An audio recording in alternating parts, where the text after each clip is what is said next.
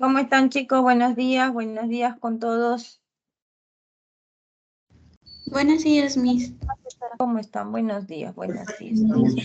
Vamos a continuar, jóvenes, con la semana 5. Tenemos el estado de agregación, ¿no? Estado sólido, estado líquido, que vamos a estudiar el día de hoy, ¿ok? Y vamos a terminar también viendo lo que son los sistemas dispersos. ¿Listo? A ver. ¿Cómo estás, Charlotte? Buenos días. A ver, hablemos del estado gaseoso. ¿Qué cosa es el estado gaseoso? Cuando hablamos del estado gaseoso, ¿no? Nosotros debemos de tener en cuenta que todos los gases que estudiamos, ¿no? Son gases reales. Todos los gases que ustedes conocen. El aire, por ejemplo, que es una mezcla de oxígeno, de nitrógeno, ¿no? Entonces, cuando nosotros vamos a estudiar ahora los gases ideales, ¿no? Que es con lo cual, ¿me están escuchando bien, no?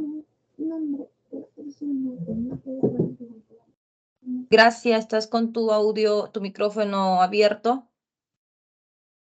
¿O tienes alguna pregunta? No te escuché bien.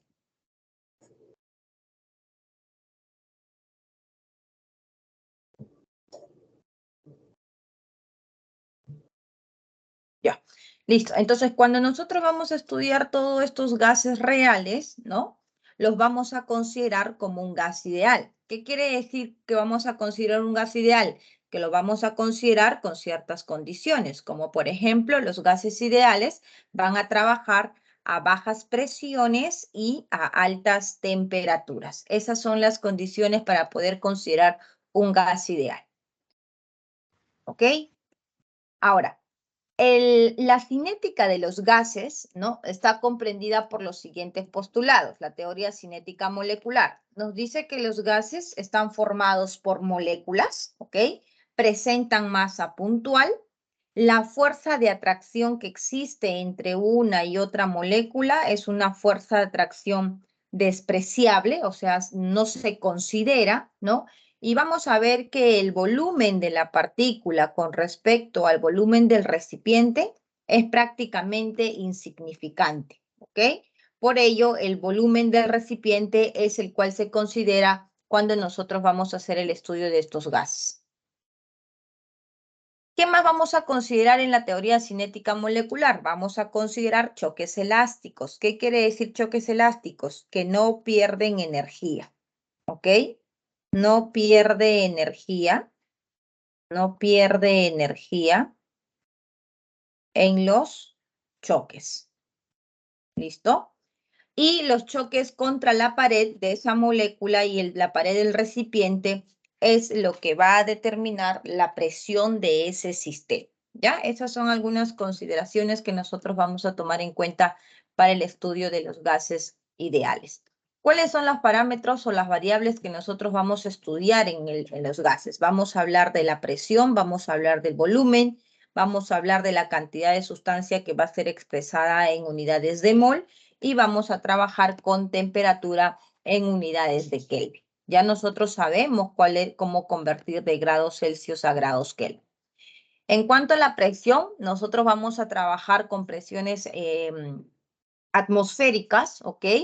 Cuando ustedes les digan la presión barométrica es lo mismo a decir presión atmosférica y la presión atmosférica equivale a una atmósfera. Y una atmósfera es equivalente a 760 milímetros de mercurio.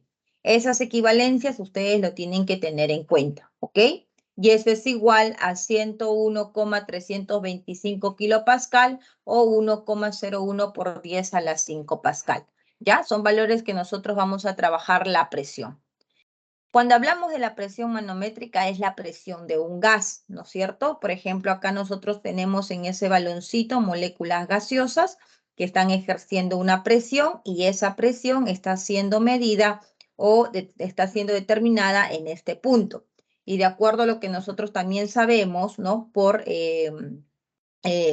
¿cómo se llama esto? La potencia, ¿no? El potencial gravitatorio es que en este punto la presión del gas va a ser igual a la presión en este punto.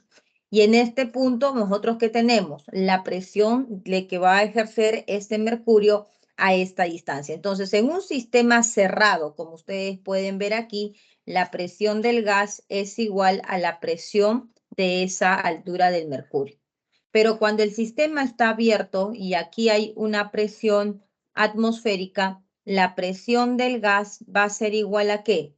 A la presión de la altura de ese mercurio más la presión atmosférica. Va a haber una suma para poder determinar la presión de ese gas. ¿Ok? Entonces, tomen nota de esas fórmulas que estamos viendo porque cuando nos pregunten la presión del gas va a depender si el sistema es abierto o si el sistema es cerrado para poder hacer uso de estas fórmulas. Bien, entonces, nosotros como ya hemos mencionado las variables, ¿no? De presión, temperatura y volumen, en un sistema gaseoso, ¿no? En un sistema donde nosotros tenemos gases, va a ser un sistema cerrado debido a que los gases, por ejemplo, si es un globo, nosotros inflamos un globo y si lo dejamos abierto, lo primero que ocurre es que comienza a salir el gas, ¿no? Y rápidamente se desinfla. Entonces, cuando nosotros trabajamos con sistemas gaseosos, son sistemas cerrados. ¿Ya? A ver, chicos, necesito que cierren sus micros, por favor. No puedo estar silenciando a uno por uno. Estén atentos con sus micros. Presión, temperatura y volumen son las variables que nosotros vamos a estudiar en los gases ideales. Por ejemplo, cuando la temperatura es constante, decimos que ocurre un proceso o que es un proceso isotérmico y eso corresponde a la ley de Boyle y Marriott. Cuando la presión es constante, el proceso es isobárico y eso corresponde a la ley de Charles. Cuando el volumen es constante, el proceso se denomina isocórico o isométrico y eso corresponde a la ley de Gay y Lussac, ¿correcto? Entonces, en función de estas variables, cada uno de estos científicos que se dio cuenta qué ocurría cuando estas variables eran constantes, ¿no? Cuando estos parámetros eran constantes, se establecieron las siguientes ecuaciones. Por ejemplo, para un sistema isotérmico donde la temperatura es constante, ¿no? Se dio cuenta Boyle que se cumple que la presión 1 por el volumen 1 es igual a la presión 2 por el volumen 2. Eso siempre se va a llevar a cabo cuando el sistema es cerrado. Eso es cuando la temperatura es constante, ¿no? Aquí estamos viendo. Y el número de moles también es constante porque es el sistema cerrado, no cambia la masa. Entonces se aplica aquí el famoso pavo 1 igual al pavo 2. Charles cuando estudió un sistema donde la presión era constante, como estamos viendo aquí, presión constante y número de moles constante, se dio cuenta de que había una relación de que el volumen 1 sobre la temperatura 1 era igual al volumen 2 sobre la temperatura 2, ¿no? O la relación de volúmenes con la temperatura. Eso se cumple cuando el proceso es isobárico, ¿no? Presión constante. Y Gay-Lussac se dio cuenta de que cuando el proceso es isocórico, que el volumen es constante, la presión y la temperatura van a tener una relación y se cumple el famoso pato 1 igual al pato 2, ¿correcto? Esas son las leyes de los gases ideales. Ahora, cuando nosotros tenemos la ley de Avogadro, en este caso, vamos a ver que las dos variables de presión y temperatura son constantes, ¿no? Los dos son constantes. ¿Qué es lo que se va a cumplir? Se va a cumplir la relación de volumen 1 sobre el número de moles 1, que se conoce como el volumen molar, es igual al volumen 2 sobre el número de moles 2, ¿no? Eso es lo que se estaría cumpliendo. Eso se conoce como la ley de Avogadro, ¿correcto? Son las leyes que nosotros vamos a estudiar, ¿no? Para todos los sistemas gaseosos que se comportan de manera ideal. Entonces, considerando esas leyes de presión constante, temperatura constante, volumen constante, se establece la ley combinada de los gases ideales, ¿no? Esto quiere decir que cuando nosotros tenemos un sistema inicial que presenta una cierta presión, un cierto volumen y una cierta temperatura, cuando nosotros vamos a variar alguna de esas condiciones, ¿no? ¿Qué se va a cumplir? Que para el sistema 2 va a presentar una nueva presión, un nuevo volumen y una nueva temperatura, ¿no? Y aplicamos entonces el pavito 1 igual al pavito 2, que eso es la ley combinada de los gases ideales. Ahora, cuando nosotros tenemos establecido entonces para un cierto número de moles, ¿no? R es una constante que se conoce como la constante universal de los gases, que lo vamos a ver más adelante. Entonces, cuando nosotros trabajamos con un número de moles para el sistema, ahí es donde se establece la ecuación del famoso pavo-ratón, que seguro ustedes ya lo conocen, ¿no? Pavo-ratón por presión-volumen igual a nRT. Y así es como se establece entonces nuestra ecuación de estado, donde P es presión, V es volumen, N es el número de moles, T es la temperatura. Recuerda que esa temperatura siempre es en Kelvin. Y R viene a ser la constante universal, que va a depender en qué unidades se esté trabajando. Atmósfera litro sobre mol Kelvin o 62.4 milímetros de mercurio litros mol Kelvin. Entonces, si yo voy a trabajar la presión en atmósferas, como ustedes ven aquí, trabajo con el 0.082. Pero si voy a trabajar la presión en milímetros de mercurio, trabajo con el 62.4, ¿ya? Esas son las variables, los valores que vamos a trabajar para el R en esa ecuación de estado. A partir de esa ecuación de estado, nosotros podemos obtener las ecuaciones que relacionan la densidad y la masa molar, porque sabemos que la presión por el volumen es igual a nRT, pero el valor de N es igual a masa sobre la masa molar, ¿cierto? Masa sobre la masa molar, eso viene a ser entonces aquí despejando. La M pasa aquí a multiplicar con la presión y la V de volumen pasa a dividir el M. Entonces, la masa sobre V, eso viene a ser la densidad, ¿no? Y eso sería nuestra ecuación, el famoso puma tarado, no sé si lo han escuchado, ¿no? Aquí ordenando, esto sería el puma, ¿no? Tarado, y esa D es la D de densidad o la Rho de densidad, ¿no? Entonces, esta ecuación nos permite calcular la densidad. Como que también se puede despejar el valor de la masa molar y y poder determinar, ¿no? En función de la masa, del R, de la presión, de la temperatura o del volumen. Ahora, cuando nosotros tenemos mezclas, ¿qué son las mezclas? Cuando están conformados por varios gases, un gas A, un gas B y un gas C. el gas A va a tener una presión, el gas B va a tener una presión y el gas C va a tener una presión. Entonces tenemos la ley de Dalton que nos dice que la presión total cuando se junta el gas A, el gas B y el gas C, vamos a ver que se tiene una presión total. Y esa presión total es la suma de las presiones de cada uno de los componentes.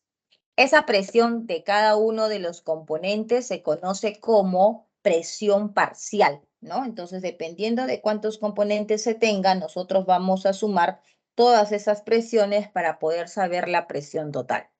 ¿Cómo calculo entonces esa presión parcial? Esa presión parcial puedo calcularlo con la ecuación principal de gases. Número de moles 1, que vienen a ser las partículas que están en el sistema 1, por R por T por volumen, ¿no? Del famoso pavo ratón. Todo está despejándose de ahí. Entonces, este V pasa a dividir y por eso tenemos esa ecuación de presión. Y la presión 2 sería igual a número de moles 2, RT sobre V y así sucesivamente. Eso es una forma de poder hallar la presión parcial. Y la otra es haciendo uso de la fracción molar. Presión parcial, como dice aquí, que viene a ser SP sub I, es la fracción molar multiplicado por la presión de P, ¿no? Este P, esto es la presión total. Entonces aquí voy a colocar PT vendría a ser la presión total. ¿Y cómo calculamos el X sub I, que viene a ser la fracción molar, ¿no? La fracción molar se calcula como el número de moles de I sobre el número de moles totales. Eso sería la fracción molar. Y el mismo criterio se aplica para el estudio de los volúmenes parciales. Amagat estudia los volúmenes parciales y nos dice que cuando tenemos una sustancia A, una sustancia B y una sustancia C, el volumen de A, el volumen de B y el volumen de C van a ser la suma de todo el volumen total, ¿no? Entonces el volumen de A, el volumen de B y el volumen de C se conoce como los volúmenes parciales. ¿Cómo calculo? Igual a partir de la ecuación de pavo-ratón. Entonces tenemos la ecuación pavo-ratón y lo que se hace es despejar de aquí el volumen, ¿no? RTN sobre P. Entonces eso sería el volumen 1 y lo mismo para el volumen 2 y para el volumen 3. Una forma de determinar el volumen parcial. Y la otra es haciendo uso de nuestra ecuación, donde el volumen parcial viene a ser igual a la fracción molar multiplicado por el volumen total, ¿no? Multiplicado por el volumen total. Entonces, la fracción molar es igual al número de moles de I sobre el número de moles totales, ¿ya? De esa manera calculamos entonces el volumen y la fracción, el volumen parcial y la fracción molar. La ley de Graham. ¿Qué nos dice la ley de Graham? La ley de Graham nos dice... nos relaciona la difusión de la velocidad de difusión de los gases, ¿no? Entonces va a establecer la siguiente ecuación en el cual nos dice que el volumen 1 con respecto al volumen 2, que puede ser un componente, un sistema gaseoso 1, un sistema gaseoso 2, es igual a la raíz cuadrada de la masa molar de 2 sobre la raíz cuadrada de la masa molar 1. Y esto es igual a la densidad 2 sobre la densidad 1, ¿correcto? Entonces, eso es la relación que establece Graham. Ahí cuando veamos los ejercicios vamos a poder comprender un poquito más de la teoría. Quiero avanzar la teoría un poquito rápido para poder enfocarme más en los ejercicios, ¿ya? Ya que después ustedes pueden revisar de repente con más calma todo lo que es la teoría y si tienen alguna duda ya saben que también contamos con lo que son las clases de reforzamiento, ¿no? De consultas académicas. Entonces pueden ingresar y poder preguntar las dudas que tengan, ¿ya? Entonces lo más importante es ver los ejercicios para que ustedes se den cuenta cómo es que se trabaja. Bien, ahora pasemos a hablar de los líquidos, ¿no? Los líquidos, ustedes saben que los estados de de la materia, que son líquidos, sólidos y gaseosos, dependen mucho de las fuerzas intermoleculares, ¿no? Entonces, las fuerzas intermoleculares, que vienen a ser la fuerza de atracción y la fuerza de repulsión, en el caso de los sólidos, por ejemplo, ¿no? En los sólidos, lo que más es más fuerte es la fuerza de atracción. En el caso de los gases, la fuerza de repulsión es mayor que la fuerza de atracción. Y en el caso de los líquidos, la fuerza de atracción es igual a la fuerza de repulsión. Entonces ahora vamos a estudiar cuáles son las propiedades físicas de los líquidos y cómo es que se analiza con esas fuerzas intermoleculares. Tenemos tres fuerzas intermoleculares, la de dispersión del hondo, la fuerza de dipolo-dipolo y las fuerzas de puente hidrógeno. Estas van a definir, ¿no? Nosotros ya sabemos cómo es que analizamos las fuerzas de dipolo-dipolo de London, ¿no? Porque sabemos el tipo de enlace que van a formar los covalentes, cuando son polares, cuando son apolares. Entonces, los líquidos, por ejemplo, presentan tensión superficial, ¿no? La tensión superficial es la energía que tenemos en la superficie de un líquido y estas van a hacer directamente con las fuerzas intermoleculares, ¿no? Entonces yo voy a decir que si la fuerza intermolecular es alta, ¿no? Entonces voy a tener elevada tensión superficial. Ahora, con respecto a la temperatura, ¿qué va a pasar? Cuando nosotros le vamos a suministrar calor a un líquido, lo que va a ocurrir es que esas fuerzas intermoleculares que mantiene unidas en la superficie de las moléculas se va a debilitar. Y como esa fuerza se debilita, entonces la tensión superficial disminuye. Tienen que tomar en cuenta entonces esa relación que existe, ¿no? Si la fuerza intermolecular es mayor, la tensión superficial también va a ser mayor. Y en el caso de la temperatura son inversas. Eso sería con respecto a esta propiedad de la tensión superficial.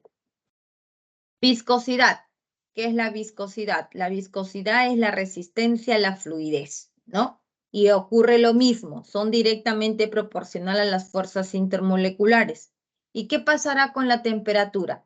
Si nosotros, por ejemplo, aumentamos la temperatura, en el caso de la miel, que todos conocen la miel es muy viscosa, pero cuando nosotros aumentamos la temperatura, ¿la viscosidad aumenta o la viscosidad disminuye de la miel con la temperatura? ¿Qué dicen?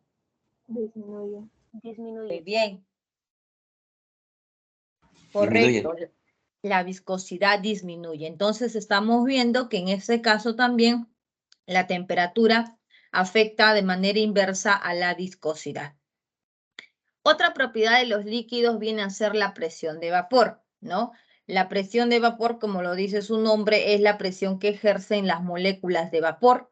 Cuando salen del líquido, estas pasan a vapor y al chocar entre ellas es justamente lo que se genera esa presión. La presión de vapor es la única propiedad física que actúa de manera inversa, ¿no? Porque ustedes han visto anteriormente, tanto en la tensión superficial, a mayor fuerza intermolecular, mayor tensión superficial. En el caso de la viscosidad igual, a mayor tensión, a mayor fuerza intermolecular, mayor viscosidad. Y en el caso de la presión de vapor es el único que a mayor fuerza intermolecular, la presión de vapor es menor, ¿ok?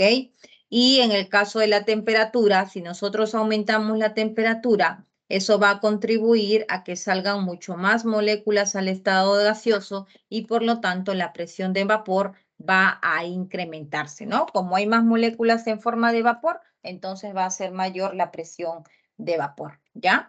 Y finalmente tenemos el punto de ebullición. El punto de ebullición que viene a ser la presión de vapor cuando alcance la presión externa. Y vamos a ver que mientras más alta sea la fuerza intermolecular, mayor va a ser el punto de ebullición. Entonces, si yo tengo, por ejemplo, una partícula de London, él tiene un punto de ebullición y tengo, por ejemplo, una partícula de dipolo-dipolo y ese dipolo-dipolo tiene punto de ebullición, entonces, quien tiene mayor fuerza intermolecular viene a ser el dipolo-dipolo. Entonces, su punto de ebullición de ese dipolo-dipolo va a ser mayor que la del London. ¿Ok? Esas serían entonces las propiedades de los líquidos con respecto al punto de ebullición. Y dice, si la presión externa aumenta, ¿no? Entonces el punto de ebullición va a ser aún mayor. ¿Listo? Eso sería entonces las propiedades de los líquidos. Estado sólido, como ya hemos mencionado, en el estado sólido prevalecen las fuerzas de atracción, por eso se mantienen unidas los átomos, ¿cierto? Se mantienen unidas los átomos o también pueden ser las moléculas. Dice, las partículas poseen solo movimiento de vibración, lo cual nosotros no percibimos a simple vista, ¿no? Por ejemplo, en estos momentos su laptop, su mesa, su lapicero, su cuaderno, ustedes lo ven estático, ¿no? Son sistemas sólidos, compactos, ¿no? Pero dentro de esa estructura, esas moléculas, esos átomos están en vibración, solo que nosotros no podemos verlo, ¿no? A eso se refiere. Su forma y su volumen ya son definidos, no se pueden comprimir, como sí en el caso de los gases, ¿no? En el caso de los líquidos tampoco se pueden comprimir. Entonces, cuando no se comprimen, cuando no se pueden comprimir, decimos que son incomprensibles, ¿no? Los tipos de sólidos pueden ser sólidos amorfos o sólidos cristalinos. Los sólidos amorfos, como lo dice acá su nombre, son aquellos que no tienen forma, no tienen una estructura definida.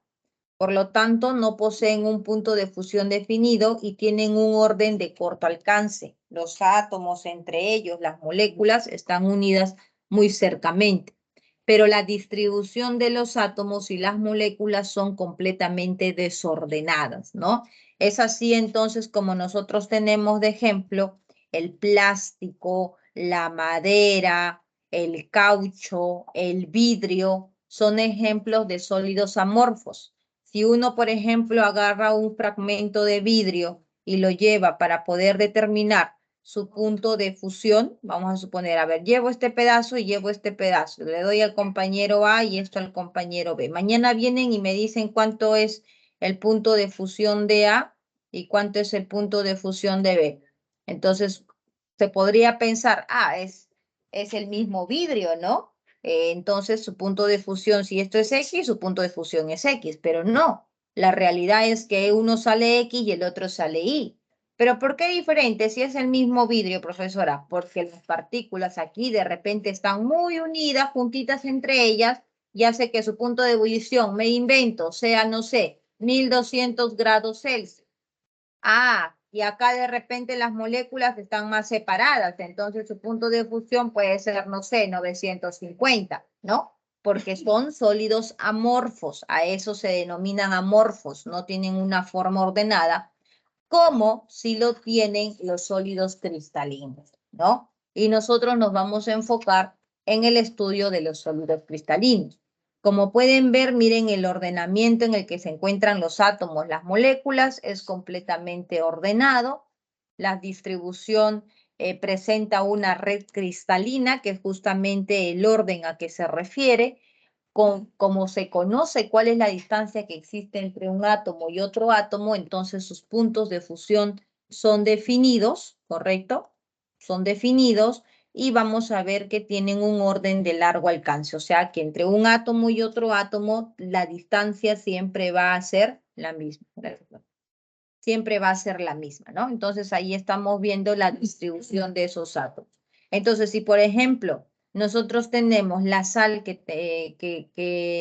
tenemos en casa, ¿no? Y yo le digo al compañero A ver, determina el punto de fusión de la sal. Y al otro compañero B, ¿tú tienes sal en tu casa? ¿No? Sí, porque todos tienen sal en su casa. Ya, determina el punto de fusión. Entonces, A me dirá, profesora, salió 800 grados y B me dirá, profesora, salió 801 grados. Entonces, más menos 1 por el error que podría existir, pero prácticamente son el mismo valor. Y eso ocurre cuando el sólido, los átomos están distribuidos de manera uniforme, que es lo que corresponde a un sólido cristalino. ¿Correcto? Ahora, dentro de los sólidos cristalinos tenemos tipos de estos sólidos cristalinos. Los sólidos covalentes, los sólidos iónicos, los sólidos metálicos y los sólidos moleculares. Los sólidos covalentes son aquellos que van a estar formados justamente por enlaces covalentes.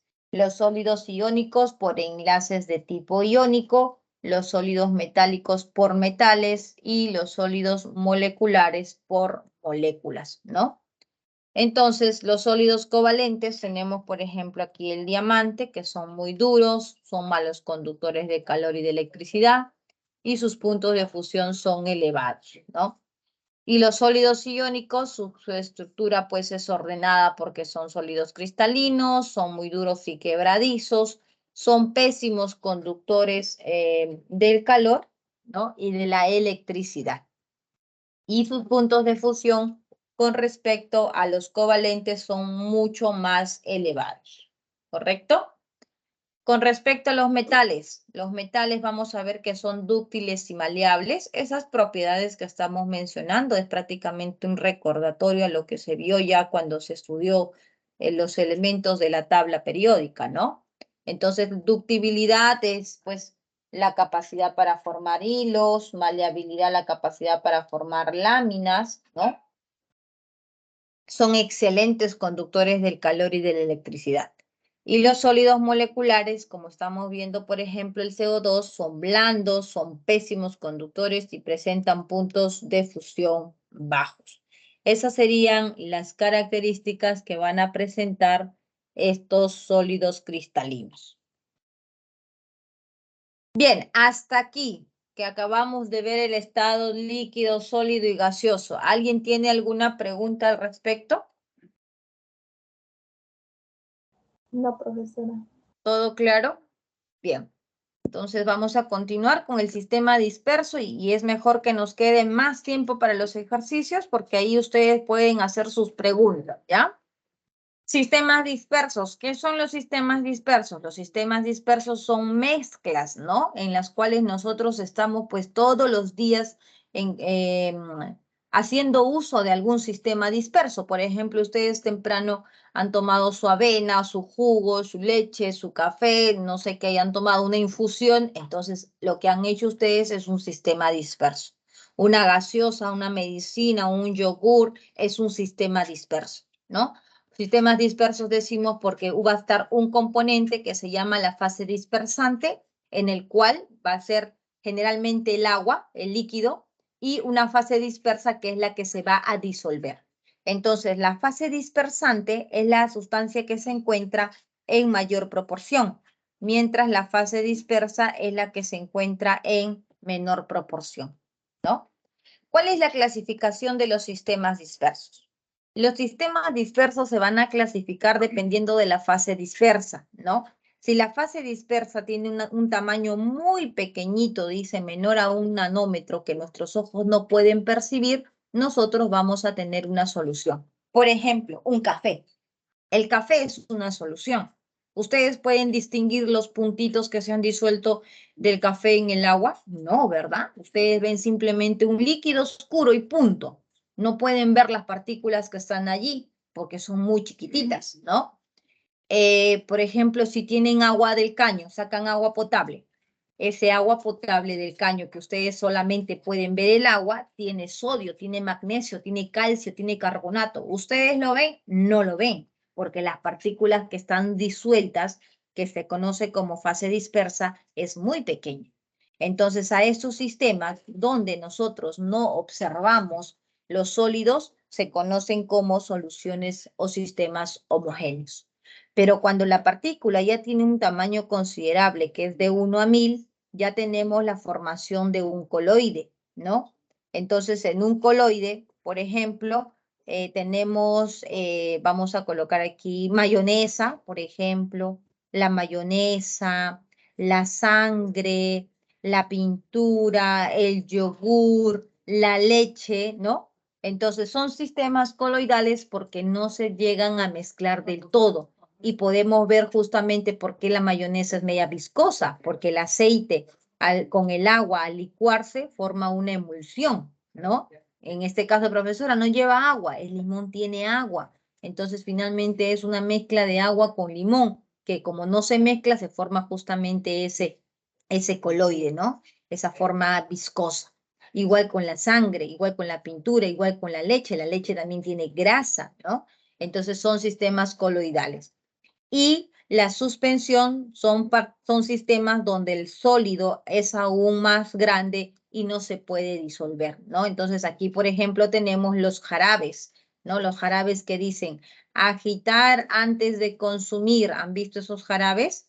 Antes de consumir. Entonces, esos jarabes que dicen agitar antes de consumir, si uno lo lleva a la luz, se va a poder darse cuenta que en la base hay un sólido, ¿no? Y cuando ustedes recién agitan, se mezcla con el líquido y se forma una suspensión que es el jarabe, ¿no?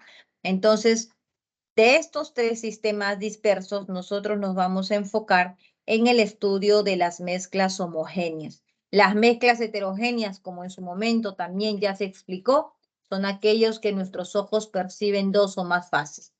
Y las homogéneas, que son soluciones, una sola fase. Y eso es lo que nosotros vamos a estudiar el día de hoy. Vamos a profundizar en soluciones.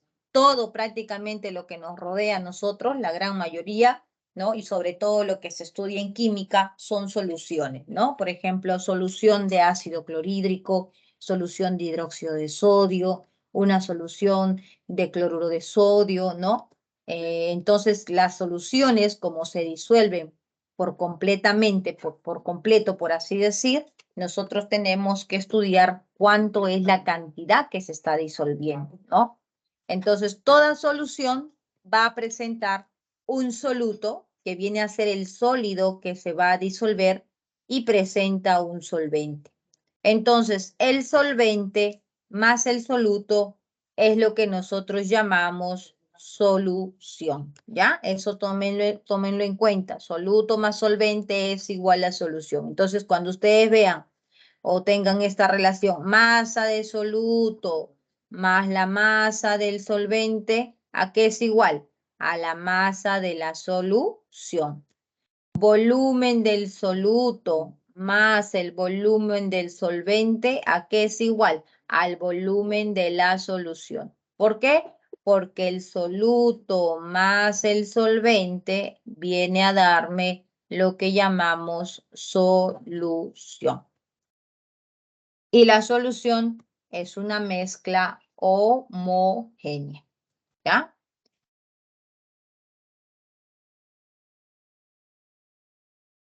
Bien, entonces tenemos soluciones iónicas y soluciones moleculares. Las soluciones iónicas son aquellas que van a permitir un flujo de electrones y por lo tanto va a haber una conductividad. ¿Quiénes van a tener ese efecto? Los ácidos, las sales y los hidróxidos. Mientras que las soluciones moleculares, como no tienen iones, a este sí iónicas, porque tienen iones, tienen carga positiva y negativa, entonces hay flujo de energía. Pero las moleculares no. Entonces, como no hay flujo de electrones, no hay energía eléctrica. Esas son las soluciones moleculares, ¿no? Entonces, una solución, por ejemplo, de cloruro de sodio acuoso, entonces va a encender.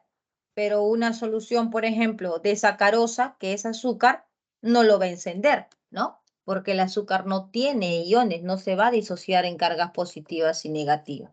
Esos serían los dos tipos de soluciones que tenemos.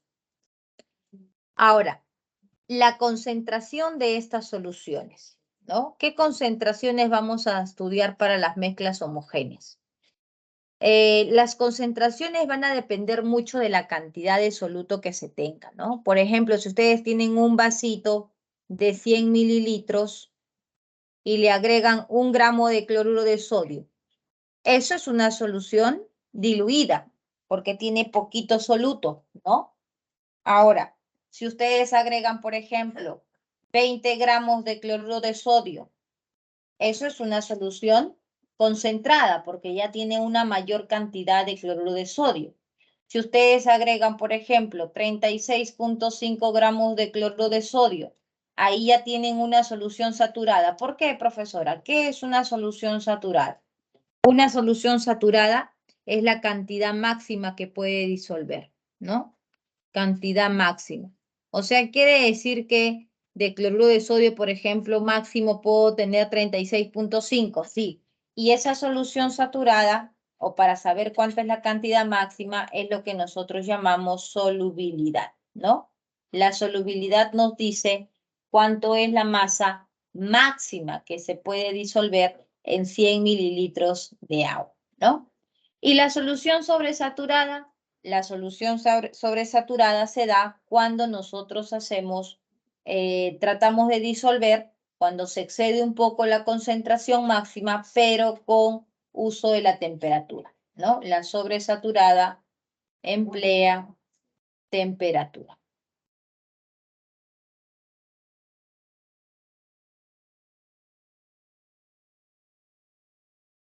Ahora, ¿cuáles son las unidades físicas que nosotros vamos a estudiar en cuanto a las concentraciones?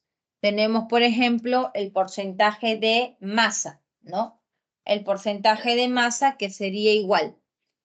Masa del soluto sobre masa de la solución multiplicado por 100. Eso es el porcentaje en masa. Porcentaje en volumen. El volumen del soluto sobre el volumen de la solución multiplicado por 100. Porcentaje en masa-volumen. Masa-volumen. Masa del soluto sobre el volumen de la solución por 100. ¿Ya? Estas son las unidades físicas de concentración que nosotros vamos a estudiar. Ahora, tenemos que recordar que la concentración es una relación que existe entre la masa, ¿no? O el número de moles y el volumen. Y también tenemos otra unidad que viene a ser las unidades de ppm, que son partes por millón. ¿Qué nos dicen las partes por millón? Partes por millón es igual a la masa del soluto sobre el volumen de la solución.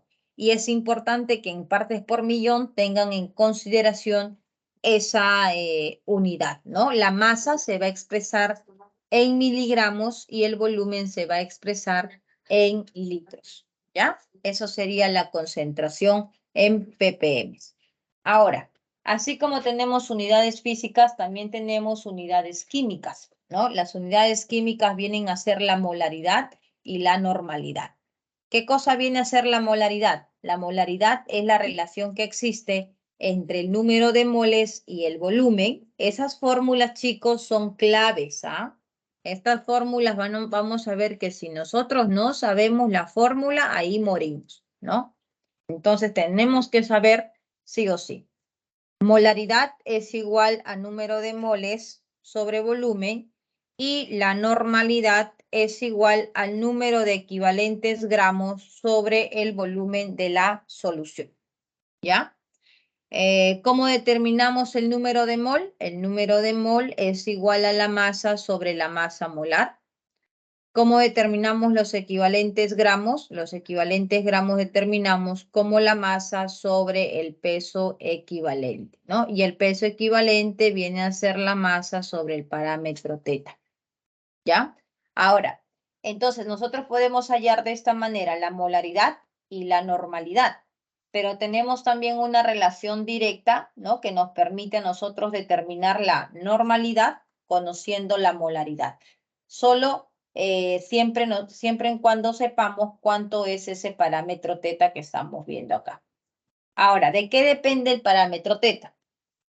El parámetro teta depende si la sustancia es ácida, si la sustancia es básica o si la sustancia es una sal. Si es un ácido, yo tendré que ver el número de hidrógenos. Por ejemplo, en el ácido nítrico veo un hidrógeno. Entonces el parámetro teta para este es igual a 1. En el caso del hidróxido me dice que tengo que ver el número de OHs. Para el hidróxido tiene un solo H. Entonces el parámetro es 1. Y en el caso de la sal tengo que ver la carga total. En este caso tengo el carbonato de calcio. Su carga del calcio es +2. Su carga del carbonato es -2. Entonces observo o bien la carga positiva o bien la carga negativa. Y ese parámetro teta es igual a 2. Cloruro de sodio es +1 y -1. Parámetro teta igual a 1, ¿no? Cualquiera, del sodio o del cloro, ¿no? Cualquiera. sulfato de sodio es +1. Entonces, como acá hay 2 sodios, la carga total es como si fuera +2. Y la carga del sulfato es -2. Entonces, el parámetro teta sería igual a 2. Aquí, aluminio +3, ¿no? Y sulfato -2. Pregunto, ¿cuánto sería el parámetro teta de esa sal?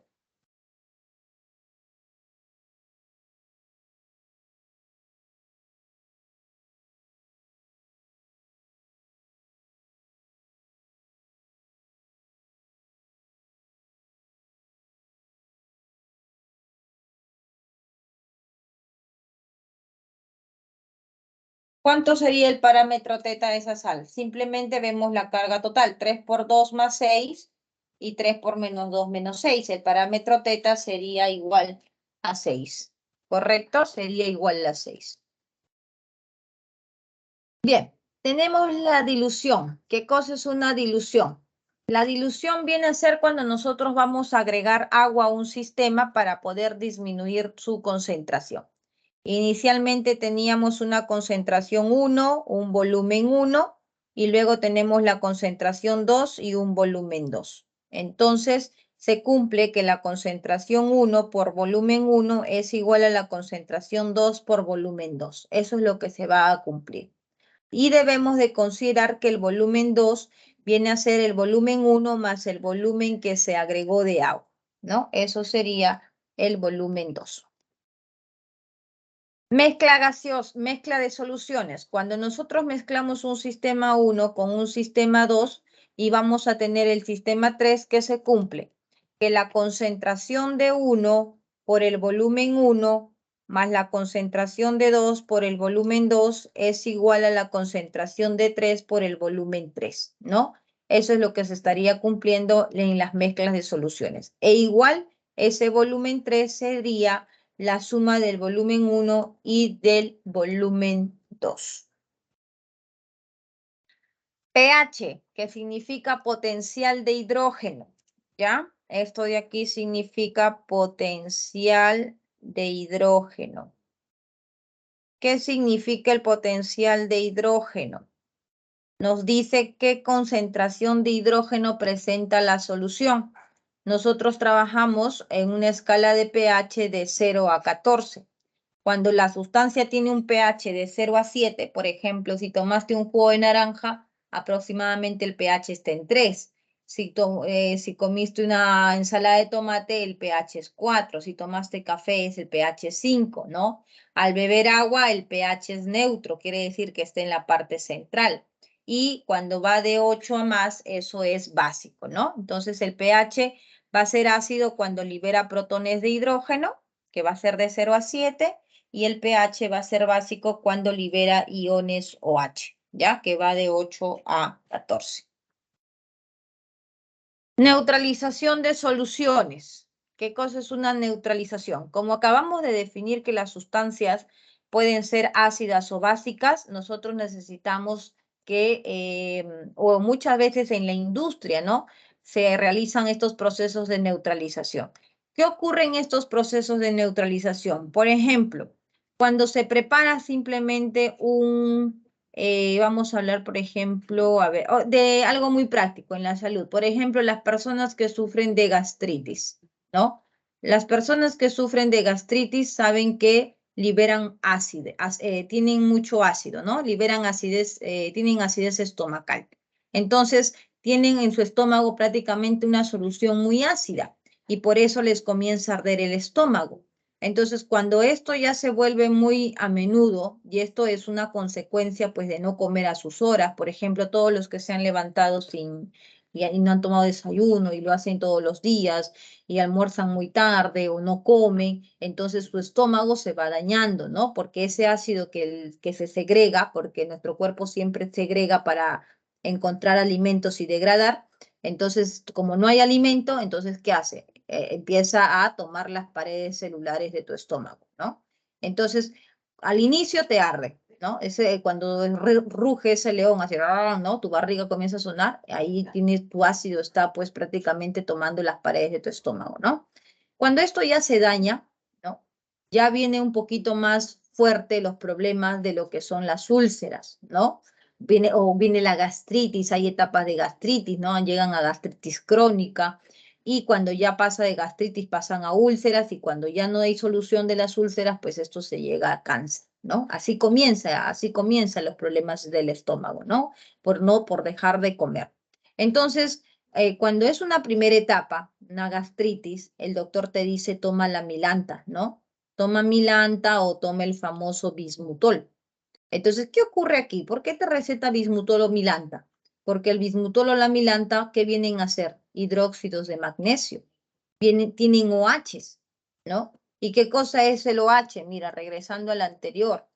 El OH es el grupo de los alcalinos y el ácido, los hidrógenos es el grupo de los ácidos, el protón de hidrógeno. Entonces, cuando se mezcla un OH con un hidrógeno, ¿no? Entonces se forma el H2O, por eso se llama reacción de neutralización. Llegan a tener un pH 7, ¿no?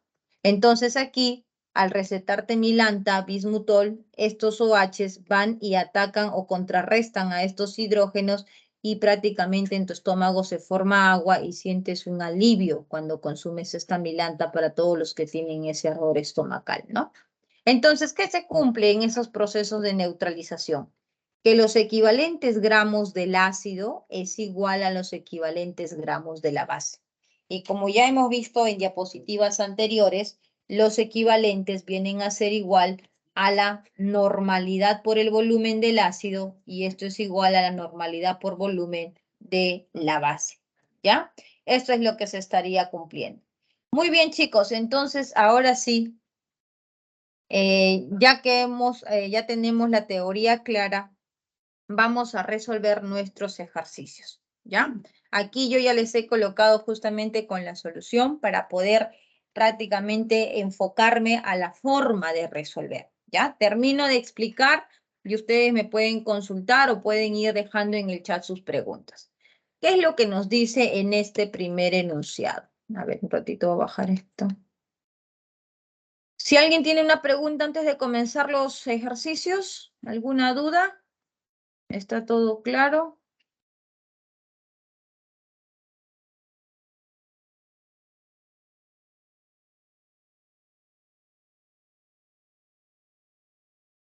Bien, dice lo siguiente.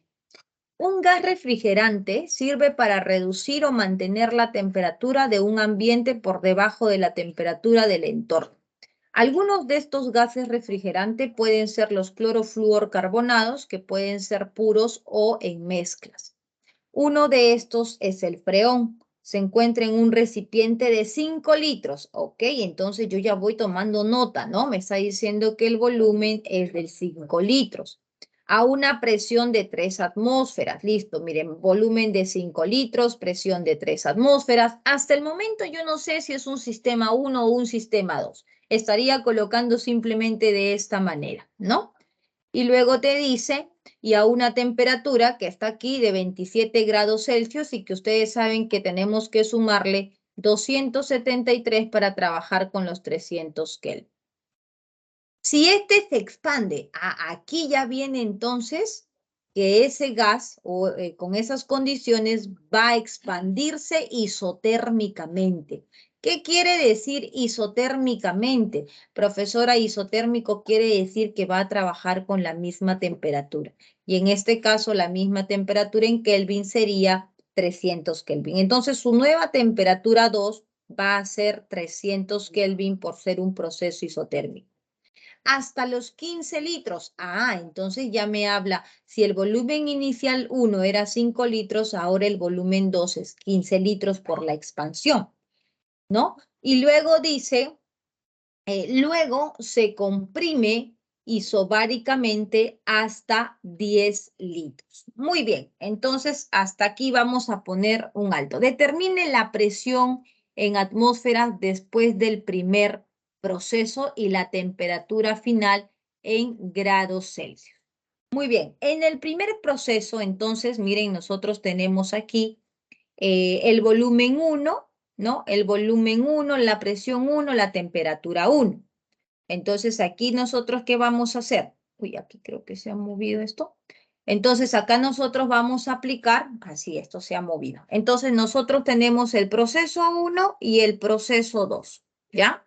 Entonces, ¿qué se va a cumplir por ser isotérmico? Por ser isotérmico, por ser una temperatura constante, jóvenes, ¿qué se cumple? Se cumple que la presión 1 por el volumen 1 es igual a la presión 2 por el volumen 2. ¿Estamos de acuerdo?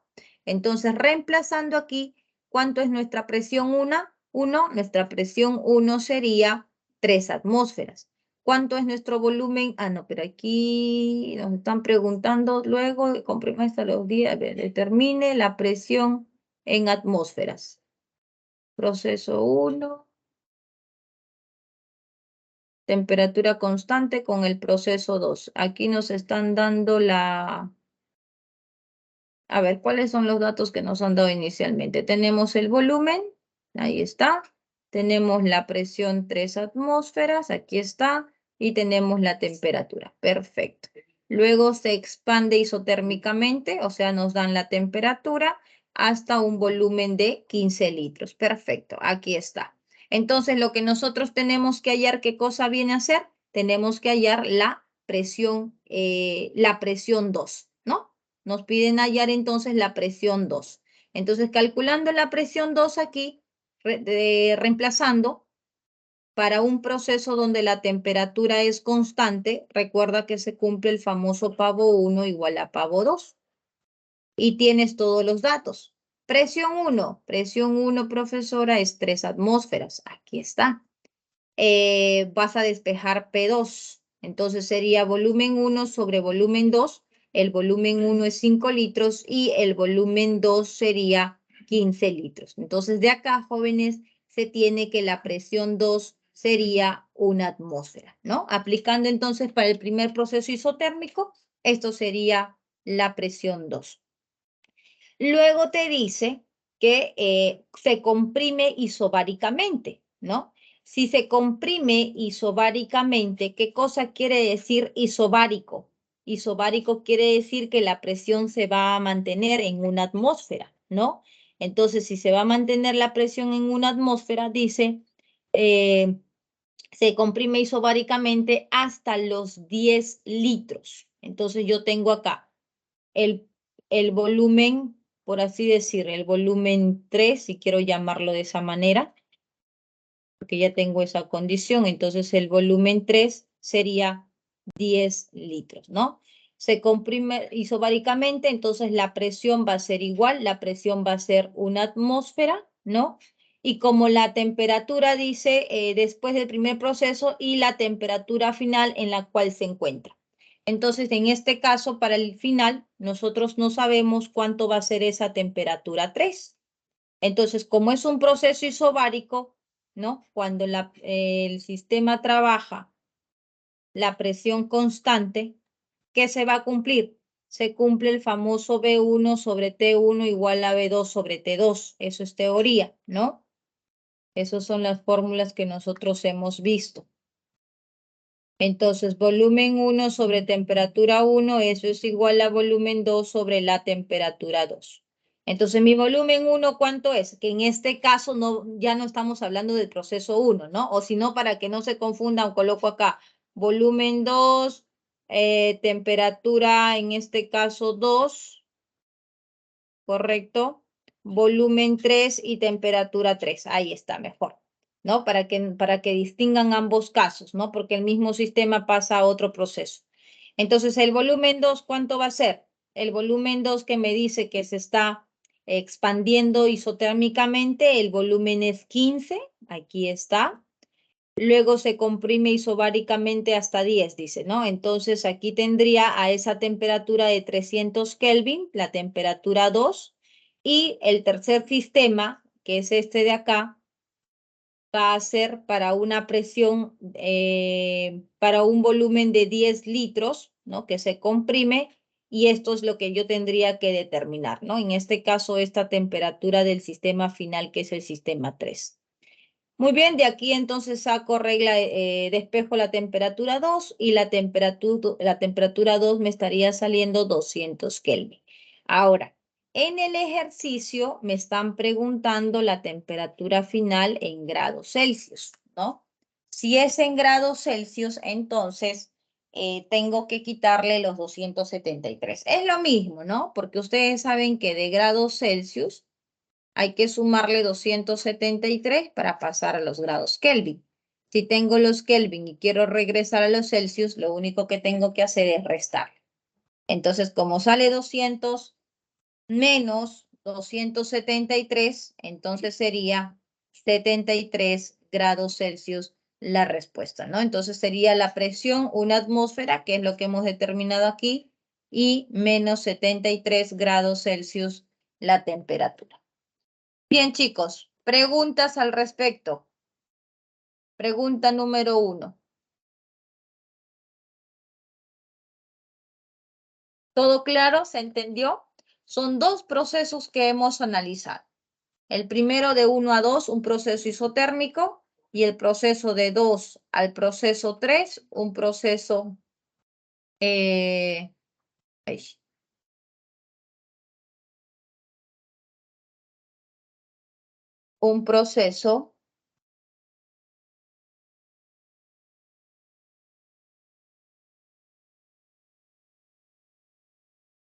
isobárico, ¿no?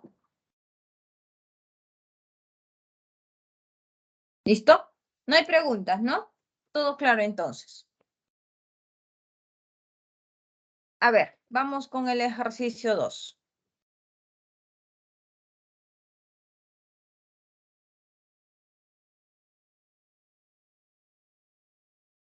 Dice, el nitrógeno es el gas más abundante en el aire. Este se puede extraer mediante destilación fraccionada del aire líquido, el cual es utilizado en la industria para formar amoníaco. Si después de un proceso de destilación, el nitrógeno extraído, dice, se agrega a un recipiente de 82 litros a 4 atmósferas de presión y a 127 grados Celsius, determine el número de moléculas de nitrógeno presente en dicho recipiente. Jóvenes, tenemos presión, tenemos volumen y tenemos temperatura que sumando llevamos a 400 Kelvin. Te están preguntando el número de moléculas. Para que nosotros podamos determinar el número de moléculas, simplemente toca multiplicar el número de mol multiplicado por el número de Avogadro.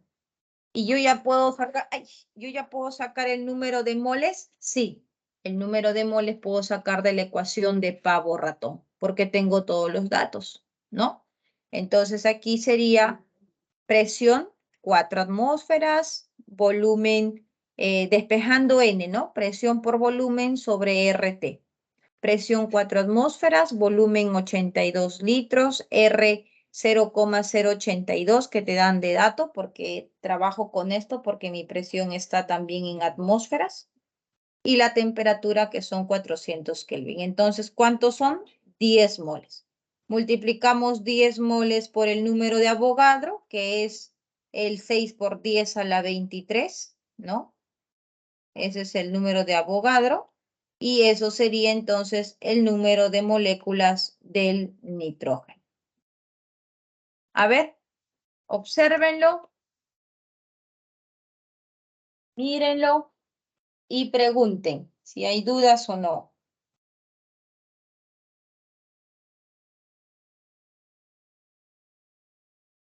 Miss, Te escucho, hija, te escucho. entonces el número de moles no es igual que el número de moléculas, ¿verdad? No, el número de moles no es lo mismo que el número de moléculas. El número de moles multiplicando recién con el número de Avogadro, eso te da el número de moléculas.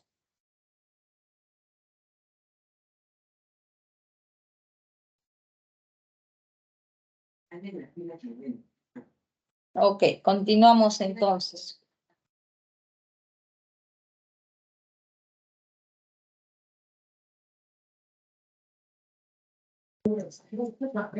A ver, siguiente pregunta.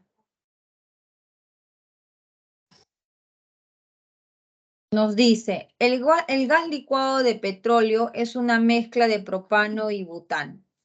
Para simular el comportamiento del GLP en un motor de combustión, se agregan 352, ¿no? Sí, 352 gramos de propano y 116 gramos de butano. Muy bien, nos están indicando entonces la masa de propano. Vamos a colocar aquí la masa de propano, 352 gramos. Y la masa del butano, 116 gramos, ¿no? A un recipiente en el cual se tiene el volumen, aquí está, volumen de 41 litros y una temperatura de 127, que sumando, siempre acuérdate que nunca vamos a trabajar con los grados Celsius, por eso es que siempre de frente se suma sus 273 para tener los 400 Kelvin. Determine respectivamente la presión parcial de ambos gases. Muy bien. Recuerda que la presión parcial nosotros podemos determinar haciendo uso de la presión parcial igual a la fracción molar multiplicado por la presión total, ¿no? Eso es una mezcla de los gases. Ahora, entonces, ¿cómo yo voy a saber cuánto es la presión total? Aplico simplemente el pavo ratón. Aplicando el pavo ratón,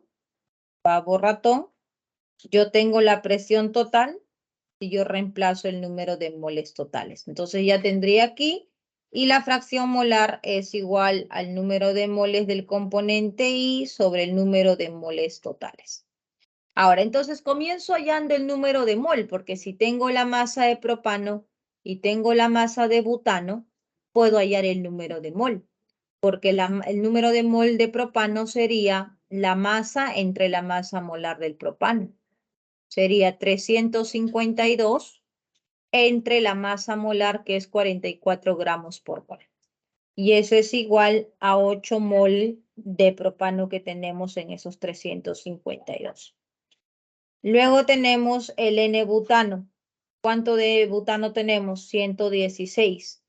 La masa del butano entre la masa molar del butano.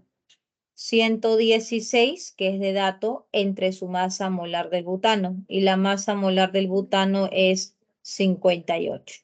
116 entre 58, eso sería 2 moles de butano. ¿Correcto? Entonces, ya con estos datos de la masa, hemos hallado las moles que tenemos de cada uno de los componentes. Bien, ahora, entonces yo ya puedo saber cuánto es el número de moles totales. Número de moles de propano 2 más de butano 8 son 10 moles totales, lo cual me va a permitir determinar la presión total porque voy a colocar el número de moles totales. Despejo entonces la presión, sería número de moles totales 10 por el R, ahí está, 0,082, por la temperatura, que son 400 Kelvin, dividido entre el volumen. ¿Cuánto es el volumen? Aquí está de dato. El volumen es de 41 litros. Eso sería entonces la presión total del sistema al mezclarse esos dos gases de 8 atmósferas. Listo, y ahora sí vamos a determinar la presión parcial del propano. Presión total multiplicado por la fracción molar. Pero la fracción molar, ¿a qué es igual? Estamos ahora aplicando esta fórmula aquí, ¿no? Esto de acá. Esta fórmula aquí.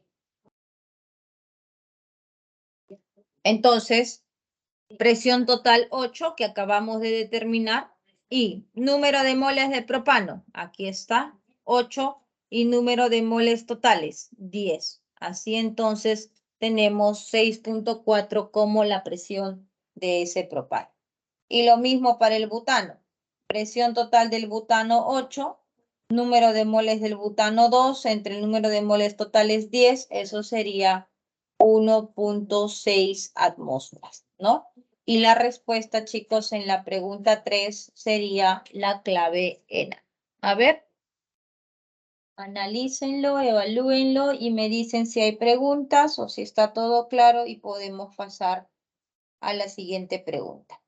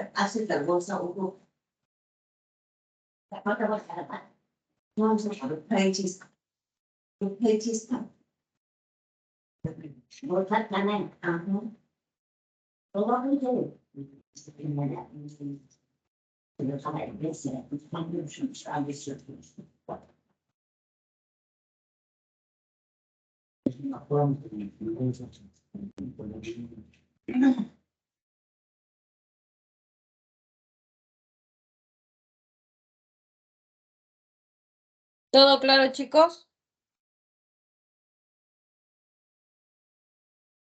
Seguimos. Pregunta número 4.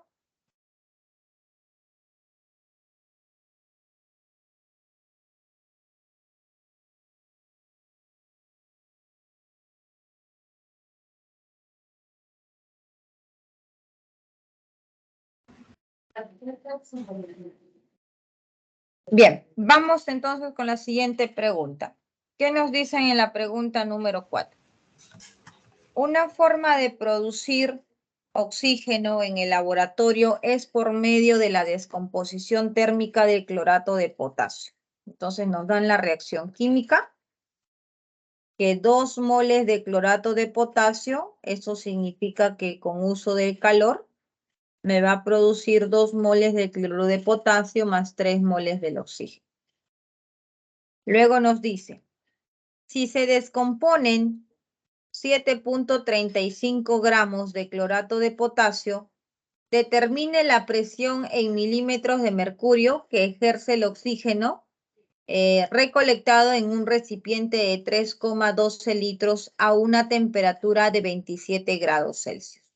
Listo, miren, nos dan entonces, nos están preguntando por la presión, ¿correcto? Del oxígeno, ojo, la presión del oxígeno. ¿Cuándo se va a recolectar 13,12 litros? Ahí nos están indicando entonces el volumen, ¿no? El volumen que es 13,12 litros y la temperatura de 27 grados Celsius, ¿no? Al ser 27 grados Celsius, recuerda que hay que sumarle 273. Ahora, profesora, yo puedo hacer uso de la ecuación de pavo-ratón, ¿verdad? Porque mire, tengo el volumen, tengo el R que es constante, aquí está de dato, tengo la temperatura, me piden justamente la presión, pero me falta el número de moles. ¿Y cómo saco el número de moles? El número de moles lo saco, ¿no? Por la ecuación estequiométrica. Porque ustedes saben que estos coeficientes te indican que 2 moles de clorato de potasio reacciona con 3 moles de oxígeno. Y que esas 2 moles en masa sería 122.5 por 2, 245, me va a dar 3 moles, ¿no? Yo estoy relacionando masa y moles. Entonces, como tengo de dato 7.35, ¿cuántas moles se van a producir? ¿No?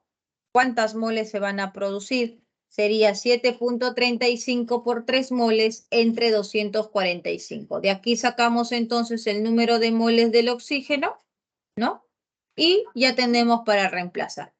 Reemplazando presión sería número de moles, 9 por 10 a la menos 2.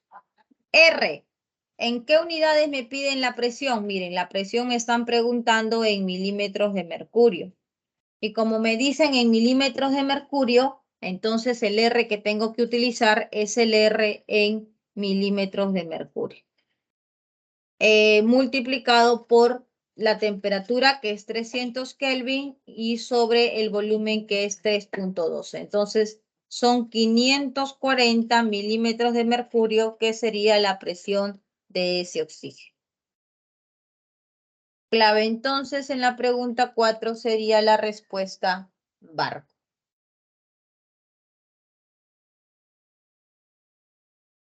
A ver, preguntas. Miss, Dime, hija. ¿ahí no se pudo haber usado en vez del número de moles masa sobre masa fórmula o tiene que ser en el mismo elemento? ¿Sí? ¿O te refieres a que a los 2.45 aquí, más hallar el número de moles de clorato con 245 entre 122.5? ¿A eso te refieres?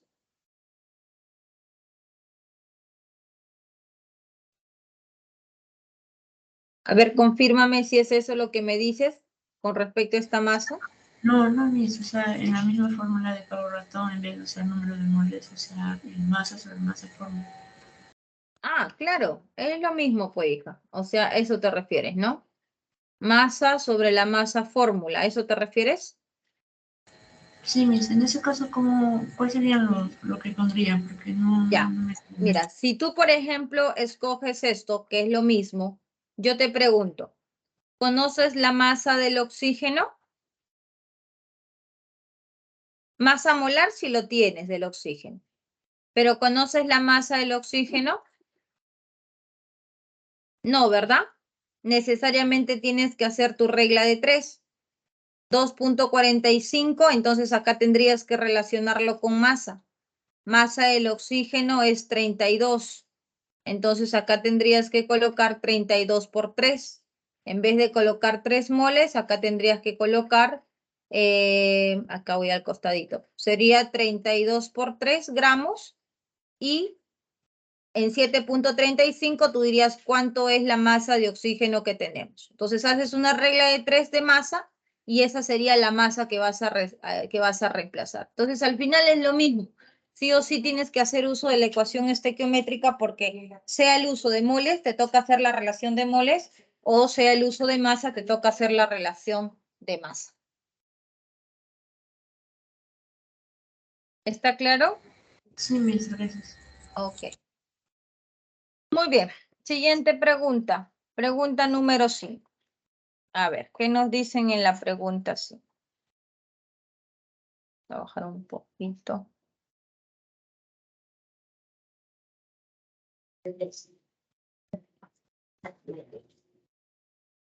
Ya, dice lo siguiente. Durante la pandemia del COVID-19, la recomendación, dice, era limpiar las superficies con lejía. Esta se expande en diferentes presentaciones y una de ellas es un envase que muestra en su etiqueta. La masa de la solución es de 400 gramos. El volumen de la solución, 3.750 mililitros, y nos dice que presenta un porcentaje en masa del 4%, ¿no? Al respecto, seleccione la alternativa que completa los espacios en blanco. El envase contiene tantos gramos de hipoclorito y la concentración, dice, de la solución expresada en masa, en porcentaje de masa sobre volumen es. A ver, tenemos entonces el volumen de la solución, tenemos la masa de la solución y queremos determinar los gramos de ese hipoclorito. Entonces, debemos de entender que la solución que nosotros tenemos aquí, que viene a ser una solución de lejía, el hipoclorito, ¿no?, de sodio, vendría a ser nuestro soluto, que es el que se va a disolver, y el agua vendría a ser el solvente, ¿no? Y todo el conjunto viene a ser la lejía, que sería la solución. Nos están preguntando cuánto de soluto hay, ¿no? ¿Cuántos gramos de hipoclorito? Entonces relaciono esta fórmula. Porcentaje de masa en masa es igual a la masa del soluto sobre la masa de la solución por 100. ¿Cuánto es ese porcentaje en masa? 4%. Ahí está el 4%. Masa de soluto es lo que a mí me están preguntando. ¿Cuánto es la masa de tu solución? Mira, aquí está. Masa de la solución que es de la lejía son 4.000 gramos. Y todo por 100. Por lo tanto, la masa del soluto sería 160 gramos de hipoclorito, ¿no? Eso sería la masa de ese hipoclorito. Y como ya sabemos la masa del soluto, ahora ya puedo saber cuánto es el porcentaje de masa en volumen, ¿no? El porcentaje de masa en volumen sería masa de soluto sobre la masa, sobre el volumen de la solución por 100. Reemplazamos masa de soluto, ya lo calculaste, 160. Volumen de la solución, ya te han dado de dato el volumen de la solución, 3.750. Multiplicado por 100, ese porcentaje sería 4.27%. Entonces hemos aplicado aquí nuestras fórmulas de unidades físicas de concentración. ¿De acuerdo? A ver, evalúen, analicen, preguntas, dudas.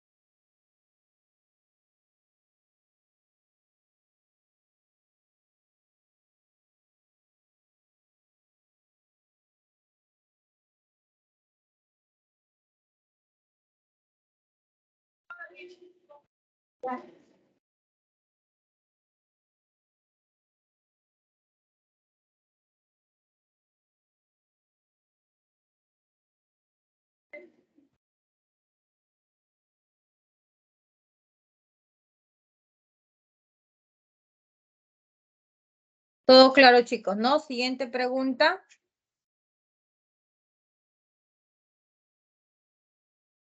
Pregunta número 6.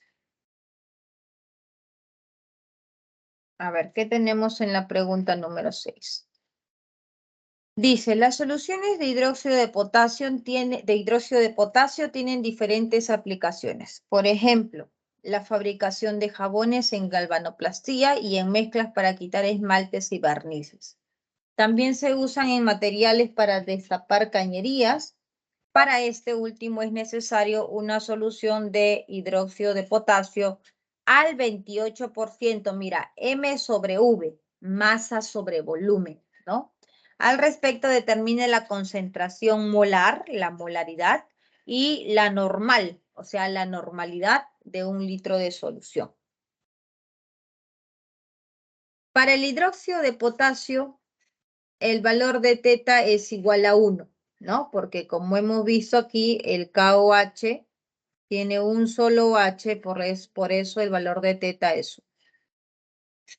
¿Qué es lo que nos están preguntando? La molaridad, que es número de moles del soluto sobre el volumen de la solución, y la normalidad, pero la normalidad viene a ser la molaridad por el parámetro teta. Entonces necesito saber los números de moles, ¿no? ¿Para cuánto? Para 1 litro de solución. Entonces el volumen prácticamente ya lo tengo. El volumen de la solución es 1 litro. Necesito saber cuántas moles. Y esas moles lo vamos a obtener de la información del 28% de masa en volumen. Masa en volumen es masa del KOH sobre el volumen de la solución multiplicado por 100. ¿Cuánto es ese porcentaje? 28. Masa de soluto sobre 1000, ¿no? Que es el volumen de la solución multiplicado por 100. De aquí determinamos que la masa del soluto es 280 gramos. Una vez que ya tenemos entonces la masa del soluto, ¿no? Nosotros hallamos el número de mol. Número de mol sería entonces masa sobre la masa molar, que sería 280 sobre 56. Todo eso dividido entre el volumen, que es 1, entonces la molaridad nos estaría saliendo 5 mol por litro, ¿no? Normalidad, ¿a qué es igual? Molaridad por teta. Pero como el teta también es 1, entonces la normalidad también tendría que ser 1. Eso sería la solución para el problema número 6. A ver, preguntas, chicos.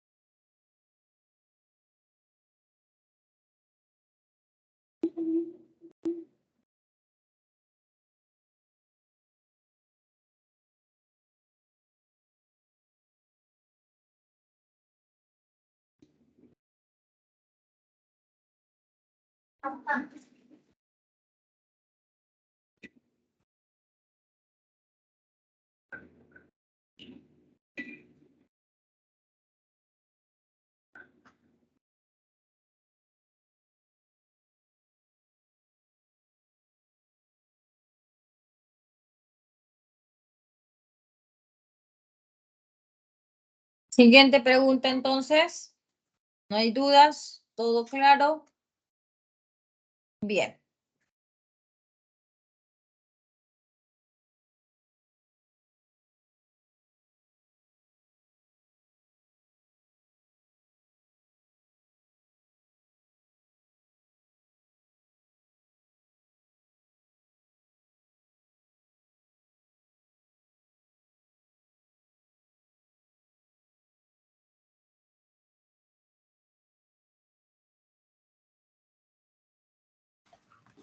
El cromado es un proceso mediante el cual se deposita una delgada lámina de cromo, ¿no?, sobre una superficie metálica para darle al metal resistencia contra la corrosión. Para ello se necesita un proceso electrolítico, para lo cual es necesario preparar un baño de 3 litros de solución de dicromato de potasio de 2 molar. Si en el laboratorio se tienen 2 bidones de 5 litros de dicromato de potasio a 1 molar y 4 molar, determine el volumen de la solución de dicromato de potasio de 1 y 4 molar respectivamente, necesarios para preparar dicho baño. Entonces, nos dice que se necesita 3 litros de ese dicromato, ¿no? Del dicromato de potasio. Ahora, al momento que se va a realizar la mezcla, ¿no?, como tenemos el dicromato de potasio de 1 molar y de 4 molar, ¿no?, entonces, ¿cuánto va a ser lo que vamos a necesitar finalmente? Tenemos entonces que aplicar molaridad 1 por volumen 1 más molaridad 2 por volumen 2 es igual a molaridad 3 por el volumen 3, ¿no?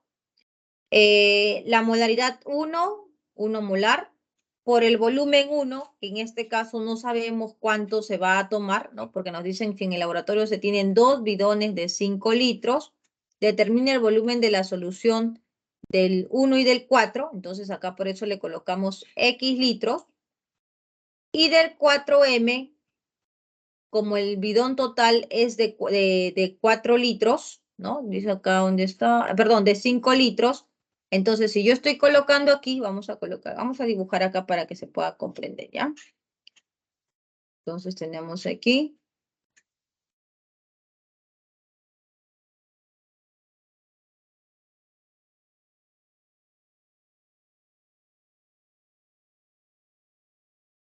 Ya, entonces queremos una solución.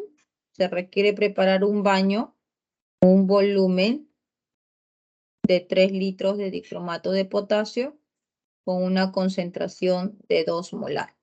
¿Listo? Esto es lo que se quiere, ¿no? Esto es lo que se quiere. Esto es el final. Esto es lo que se busca. Y nosotros tenemos en el laboratorio 2 bidones de 5 litros. ¿Ya? Tenemos 2 bidones de 5 litros. Tenemos aquí un bidón que tiene una concentración de 1 molar y tenemos otro bidón que tiene una concentración de 4 molar. Entonces, lo que nosotros vamos a agregar aquí es X, ¿correcto? Por eso coloco aquí X, porque no sabemos, ¿verdad? Ahora, como tu volumen final es 3, entonces, ¿cuánto vamos a agregar de ese 4 molar? Sería 3 menos X, ¿no? Porque el volumen final va a ser 3. Entonces, X más lo que está aquí sería 3 menos X. Esa es la cantidad que se va a agregar de esa masa molar 4. Y eso es igual a la concentración de 2M, ¿no? Por el volumen de 3 litros. ¿Ok? Por el volumen de 3 litros. Entonces,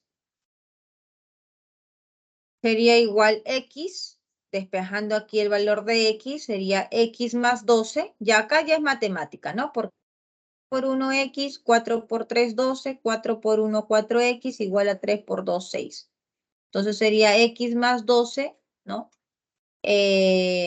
Menos 4X, eso sería igual a 6. Y despejando aquí el valor de X, sería 2 litros. Quiere decir que de aquí, de la solución de 1 molar, se va a tomar 2 litros y de esta solución se va a tomar 1 litro, ¿no? Porque la suma total es de 3. Entonces, preparando ello, vamos a tener, de acuerdo a la condición, una solución de 2 molar y teniendo un volumen de 3 litros. A ver, ¿está claro? Esto es un problema de mezclas, ¿no? Es un problema de mezclas. Y ¿Te escucho?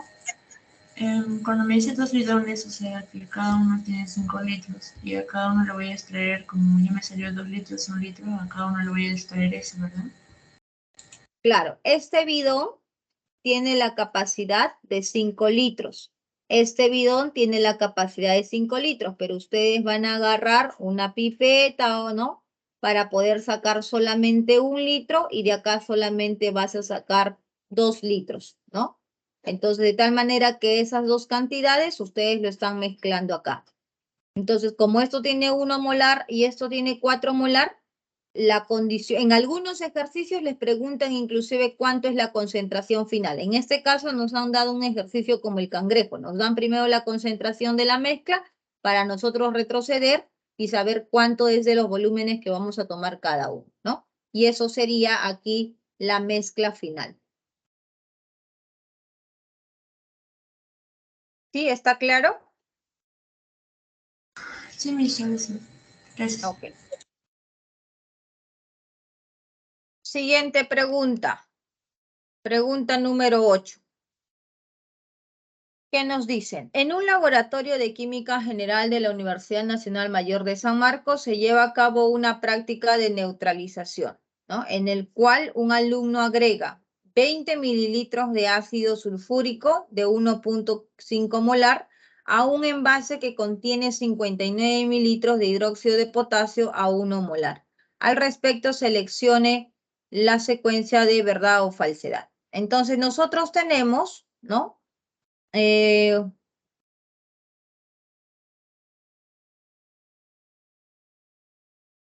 Tenemos un envase que contiene hidróxido de potasio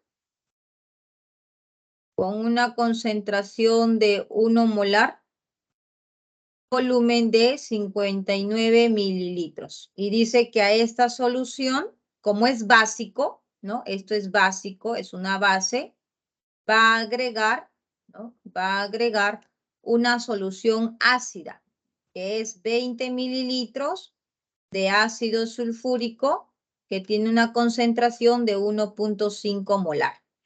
Entonces, aquí tengo que saber, ¿no? ¿Qué va a ocurrir? Porque ustedes saben que cuando nosotros tenemos un ácido y una base, ocurre un proceso de neutralización. Pero tengo que saber cuáles son los equivalentes gramos de este ácido que se calcula normalidad por volumen y tengo que saber los equivalentes gramos de esta base que se calcula normalidad por volumen. Entonces vamos a responder los enunciados. Primero vamos a calcular. El volumen del ácido, 20 mililitros, que en litros sería 2 por 10 a la menos 2. El volumen de la base, 59, 5.9 por 10 a la menos 2.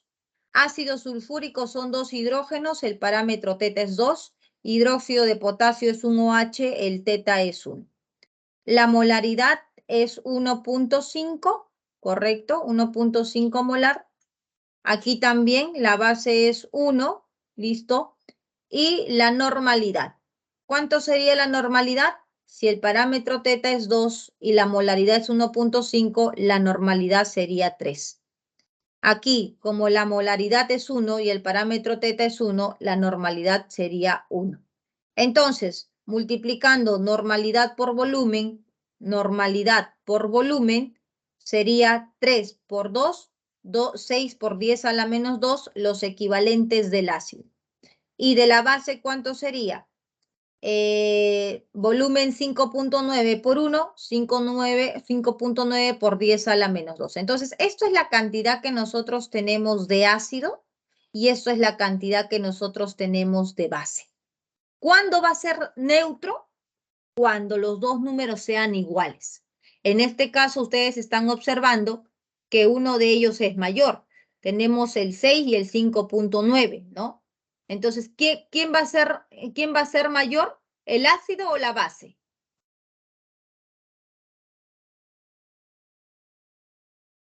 El 6 El es ácido. mayor que el 5.9, claro, el ácido es mayor, entonces tengo más cantidad de ácido, ¿no? Que la base. Entonces me dice, ¿la concentración normal del ácido sulfúrico es 3? Sí, aquí estamos viendo que la concentración normal efectivamente es 3. Eso sería verdadero. La solución KOH posee 59 miliequivalentes gramos. La solución de KOH, donde está KOH aquí, presenta, en este caso, 5.9 por 10 a la menos 2, que efectivamente son 59 miliequivalentes gramos. Eso es correcto. Y luego te dice que la mezcla, ¿no? La mezcla sobra un equivalente gramo del ácido. Entonces tenemos acá 60 y 59 restando, eso sale 0.001 equivalente del ácido que hay de más. Entonces eso sería falso porque no hay un equivalente, sino es 10 a la menos 3. Por lo tanto, en la 8 la pregunta o la clave sería la alternativa barco. A ver, ¿está bien? ¿Preguntas hasta aquí?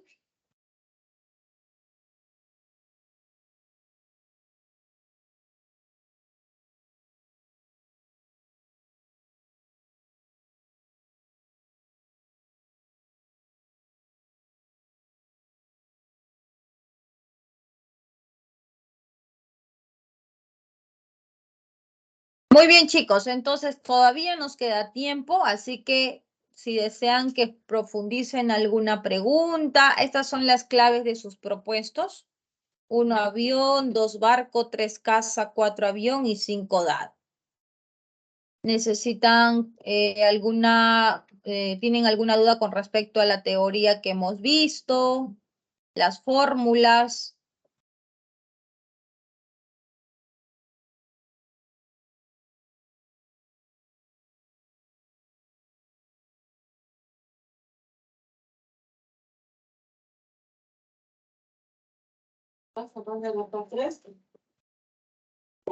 A ver.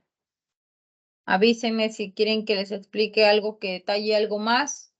Básicamente, en este tema, jóvenes, ustedes han visto que es full fórmulas, ¿no? Ustedes tienen que tener claro, por ejemplo, esto de aquí, ¿no? La fórmula de neutralización.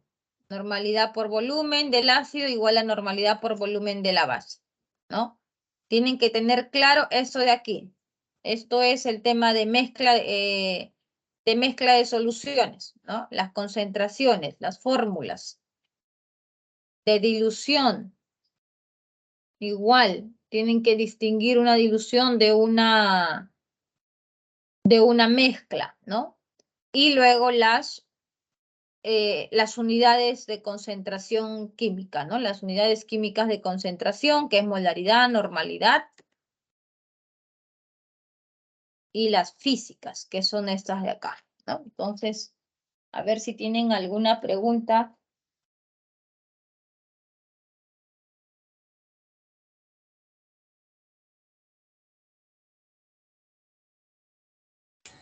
Miss, Te escucho, hija, te escucho. ¿se utiliza molaridad en estos ejercicios también? No te escuché bien, hija. A ver, háblame un poquito más alto. Ah, que si se utiliza molaridad en algunos ejercicios o la mayoría. Ah, no trabajamos mucho con molalidad, ya que es una unidad de concentración que no se emplea mucho en el campo real, ¿no? Lo que más se trabaja es con molalidad, ¿no? Pero si por allí de repente les quieren preguntar sobre molalidad, acá les voy a agregar, ¿ya? La molalidad que se representa con la letra M minúscula viene a ser el número de moles del soluto sobre la masa del solvente, ¿no? Y en unidades de kilogramos, ¿ya?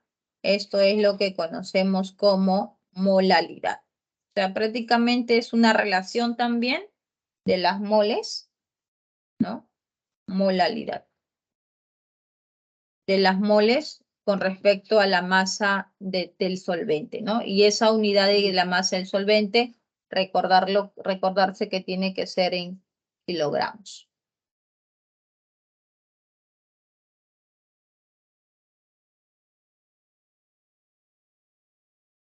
Ok, Miss, gracias. Ok.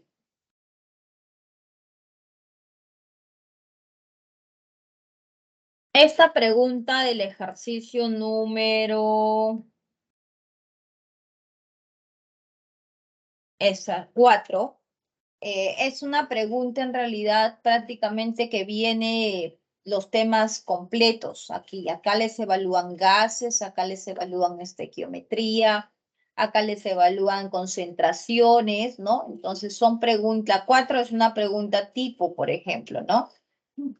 Normalmente no les van a preguntar no les van a hacer una pregunta, determina la presión en un sistema con temperatura, moles, no. Les van a pedir la presión en un sistema o en una reacción donde ustedes ya analizan otros parámetros, ¿no? Otras variables como estamos viendo en este caso del ejercicio número 4, ¿no? Entonces, esto es una pregunta completa. Aquí, por ejemplo, a nosotros ya nos han simplificado lo que son los números de los coeficientes estequiométricos, pero en algunos ejercicios uno mismo tiene que balancear su reacción, ¿no? Entonces ahí para balancear la reacción, estequiometría, ¿no? O, perdón, balance de reacciones. Luego, para entender la relación de mol a mol, de masa a mol, eso es estequiometría.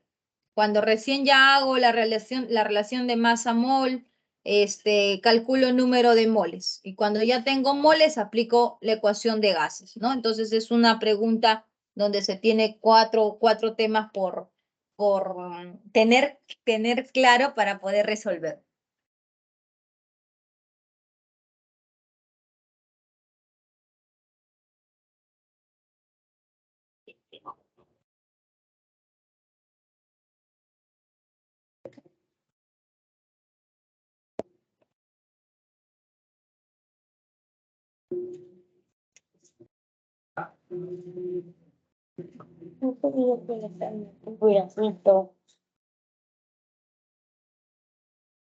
Mañana, esos años de cuando estábamos yendo a Brasil.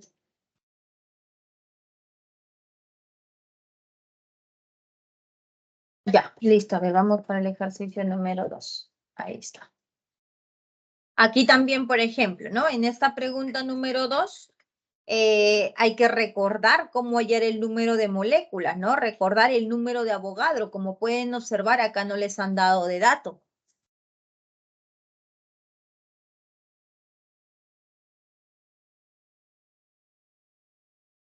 Entonces, si yo no recuerdo el número de Avogadro que hay en una mol, entonces no voy a poder resolver, ¿no? Todos van a llegar hasta aquí, créanme. Casi el 90, el 95% llega hasta aquí.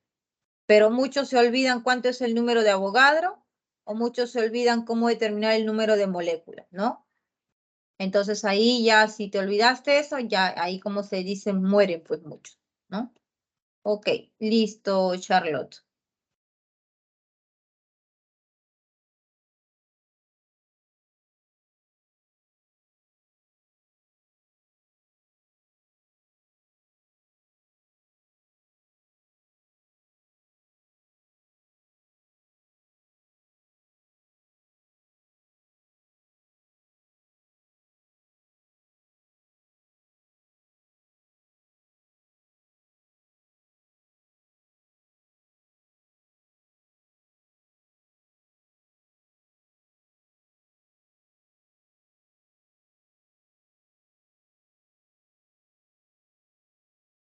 ¿Alguna otra consulta, chicos? ¿Preguntas?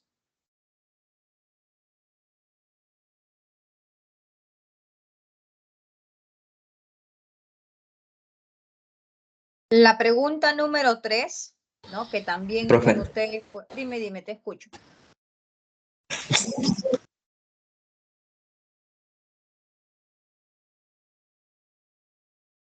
Te escucho.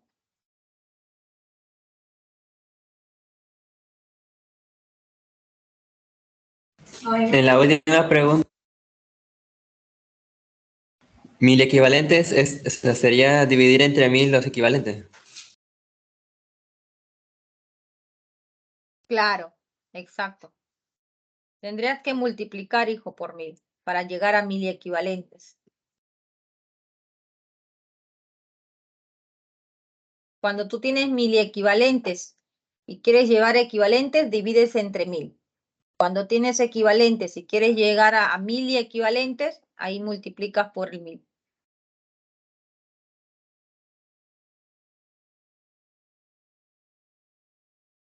Acuérdate que 1000 es 10 a la menos 3, ¿no? ¿Sí? ¿Te queda claro?